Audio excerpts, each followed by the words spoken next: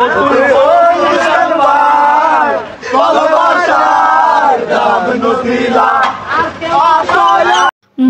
হই হই এই গানটি শুনিয়ে হত্যা করা সেই যুবকের পরিচয় পাওয়া গিয়েছে।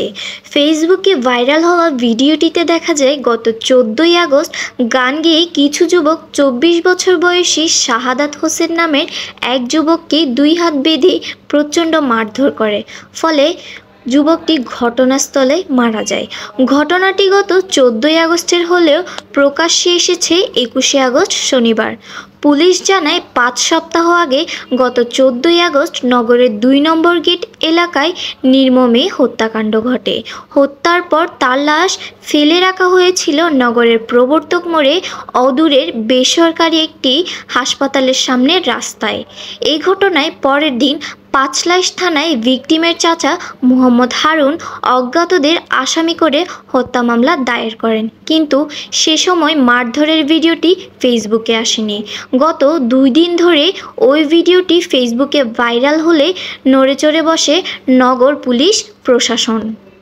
এরপর জানা গিয়েছে হতভাগ্য শাহাদাত হোসেন নোয়াখালী জেলার সোনাইমুড়ি থানাধীন পাঁচবাড়িয়া ইউনিয়নের নদনা গ্রামের মিয়াজান ভুইয়া বাড়ির মৃত মোহাম্মদ হারুনের ছেলে।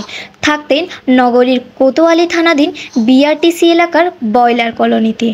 মামলার বাদী জানান, শাহাদাত হোসেন বিআরটিসি এলাকার ফলমন্ডিতে কাজ করতেন।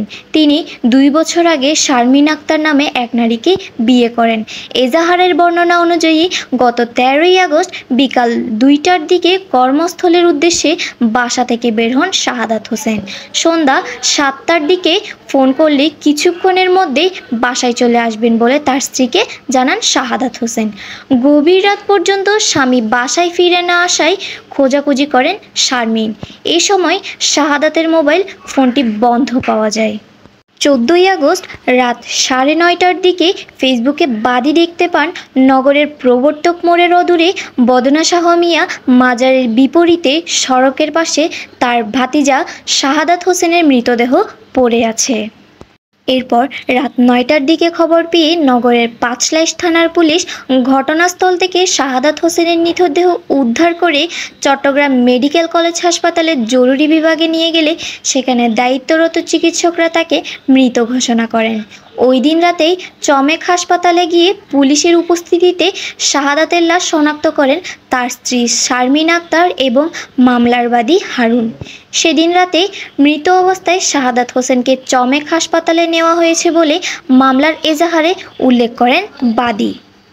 পুলিশ জানায়, চমেক হাসপাতালে মৃত ঘোষণার পর সুরতহাল প্রতিবেদন তৈরি শেষে ময়নাতদন্তের জন্য শাহাদাতের লাশ চমেকের ফরেনসিক মর্গে পাঠায় পুলিশ প্রশাসন।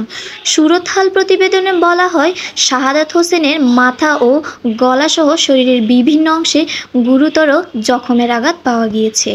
বাদীর ধারণা, অজ্ঞাত আসামিরা তার ভাতিজাকে মারধরের পর শ্বাসরোধ করে হত্যা করেছে। এই ঘটনার পর দিন শাহাদাত হোসেনের চাচা মোহাম্মদ হারুন বাদী হয়ে একটি হত্যা মামলা দায়ের করেন। মামলায় অজ্ঞাত ব্যক্তিদের আসামি করা হয়েছে। এই প্রসঙ্গে নগর পুলিশের মুখপাত্র উপকমিশনার মোহাম্মদ রইসউদ্দিন 22শে সেপ্টেম্বর রবিবার তার দপ্তরে দেশ রূপান্তরকে বলেন, গত 21শে সেপ্টেম্বর এক যুবককে 2 হাত বেঁধে গান গেয়ে উচ্ছৃঙ্খল কিছু জনতার মারধরের একটি ভিডিও আমাদের নজরে আসে। সেই ভিডিওটি বিশ্লেষণ করে জানতে পারি মারধরের শিকার হতভাগ্য যুবকটি শাহাদাত হোসেন। আমরা তার স্ত্রীকে থানায় ডেকে পাঠাই। থানায় এলে ওই ভিডিও তাকে দেখানো হলে ভিডিও চিত্রে দেখা যাওয়া যুবকটি তার স্বামী বলে শনাক্ত করেন। ঘটনাটি অমানবিক এবং বর্বরতা বলে মন্তব্য করে সিএমপির এই কর্মকর্তা জানান, শাহাদাত হোসেনকে মারধরকারীদের শনাক্ত করে তাদের শিগগিরই আইনের আওতায় আনতে পুলিশের একাধিক টিম কাজ করছে।